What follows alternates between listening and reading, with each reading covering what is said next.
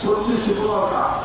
এই 36-15টার ভিতরে যে স্বীকৃতি আছে, অফিসিয়াল যে কাগজপত্র লাগে, তৈরি লাগে, নিউট্রিশন লাগে, ছাত্রছাত্রী লাগে, সব স্বীকৃতি থাকে এবং সেই প্রতিষ্ঠানটি কোনো ভিতরে কোনো গোবর না থাকে।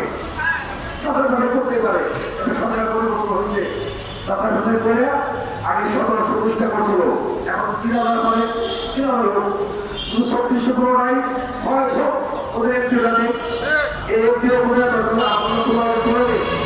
কিন্তু আজকে কালকের মধ্যে এই একটা কমিটি করবে, এটা কি বলে বিবেচনা বা যাচাই বাছাই কমিটি, যারা সত্যিকার অর্থে স্বচ্ছতার দিকে।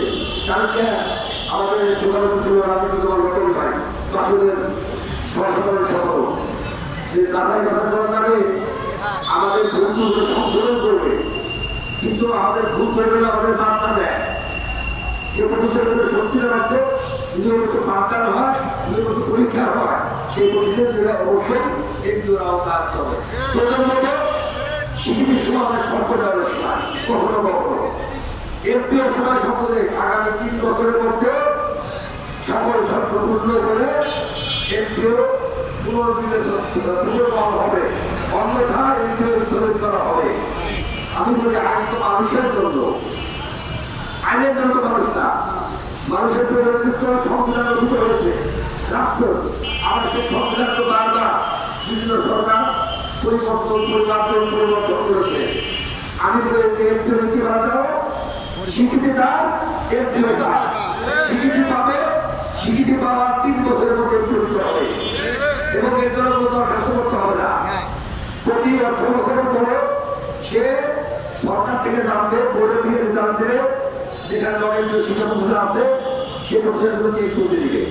এবং ততক্ষণ পর্যন্ত আমাদের স্বীকৃতিপ্রাপ্ত অধিভুক্ত শিক্ষা প্রতিষ্ঠান সম্পূর্ণভাবে এমপিও না হবে এবং এমপিও মুক্ত শিক্ষা প্রতিষ্ঠানগুলো জাতীয়করণ না হবে, ততক্ষণ পর্যন্ত কোনো নতুন কোনো শিক্ষা প্রতিষ্ঠান অনুমোদন দেওয়া যাবে না। আমি বলেছিলাম যে সরকার ভূমিষ্ঠ হয়েছে, যে সরকার আমি জন্ম দিয়েছি, সেই সরকারকে আগে লালন পালন করতে হবে।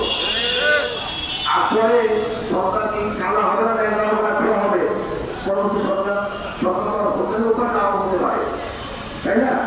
আমাদের যে শিক্ষা প্রতিষ্ঠান আছে সারা বাংলাদেশে আমার মনে হয় যথেষ্ট করতে না।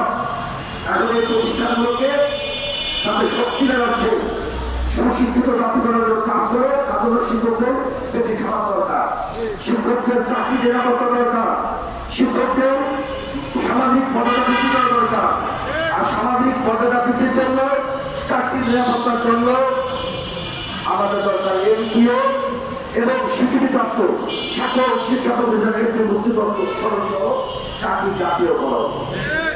আপনারা আমাদের বাংলাদেশ শিক্ষামন্ত্রী বলে যে আমাদের কোনো ছেড়ে করতে পারবো না, ভালো কথা, আমরা কোচিং করতে পারবো না, কোচিং করতে পারবো, ভালো কথা, আমাদের জাতীয়করণ করে দেন। আমাদের স্বীকৃতিপ্রাপ্ত সকল শিক্ষা প্রতিষ্ঠান এমপিও মুক্ত এবং জাতীয়করণ। এবং আমরা তো একই বই পড়াই, টেক্সটবুক তো একটাই, মাদ্রাসা, কারিগরি, স্কুল, কলেজ যেগুলোতে দিবসে সরকারি এবং বেসরকারি, এমপিও মুক্ত সরকারি এবং নন-এমপিও শিক্ষকরা আমরা বলতে পারি একই বই পড়া, একই বইতে পরীক্ষা হয়, একই সিলেবাসে পড়াশোনা করা হয়। গুলাতে পাবে হলো 50,000, আমাদের পাবে 30,000, আমাদের পাবেই না, কেউ পাবে 30,000, কেউ পাবে 15,000, আর কেউ পাই না। এই যে বৈষম্য, শিক্ষা খাতের সকল বৈষম্য দূর করতে হবে, তবেই একটা সুশিক্ষিত জাতি হবে, তবেই বাংলাদেশ বিশ্বের কাছে মাথা উঁচু করে দাঁড়াবে। আপনারা জানেন সবসময় বলেন শিক্ষা জাতির দত্ত, যে জাতি যত বেশি শিক্ষিত সেই জাতি তত বেশি উন্নত, অর্থাৎ উন্নয়নের মূল চাবিকাঠি কিন্তু শিক্ষা। এই শিক্ষা ব্যবস্থা একজন মানুষকে বিশ্বের কাছে পরিচয় করে দেয়।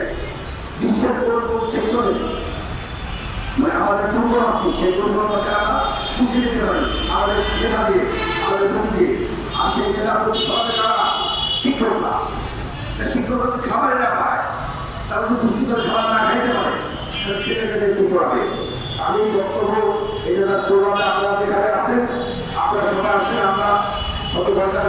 চলবে। আমরা হয়তো বসকে কথা বলবো, তারা কথা বলবো। আগামীকালকের প্রোগ্রাম আমাদের একটা চ্যালেঞ্জিং প্রোগ্রাম। একদিকে প্রাকৃতিক দুর্যোগ পরিবেশ, অন্যদিকে যানবাহনের বর্ধিত ভাড়া এখনো করে দেয় পুরোপুরি। কেউ কোনো কোনো বাস মালিকরা এখনো কিন্তু ভাড়া বেশি দিচ্ছে। আবার এবার কেন যেন দীর্ঘদিন ধরে খালি আসতেছে কোরবানি দিয়ে সবাইকে কোরবানি দেওয়ার জন্য এখনো কত টিকিটও পাওয়া যায় কত। সুতরাং আরো দিকে আমাদের কিছু শিক্ষকদের যে বিভ্রান্তি আছে, তাই গেলাম অনেকবার একটু দিচ্ছে না, সরকারের একটু দেবে, সরকারের একটু দেবে।